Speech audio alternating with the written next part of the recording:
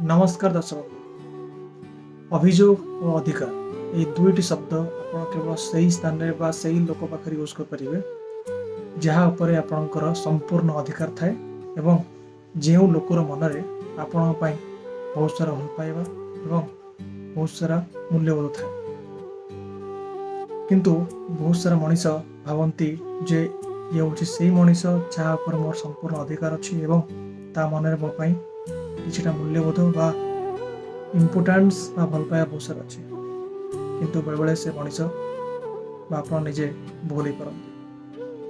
तो से मुझे यह कहबी जे अभियोग मु क्या पाखे करी जो मोर टोटाल अधिकार ही नहीं बा जहाँ पर मोर अधिकार ही नहीं एवं अधिकार मु क्या सब्यस्त करी जहाँ मनरे मो किसी मूल्य बा इम्पोर्टान्स नहीं रही। जय जगन्नाथ।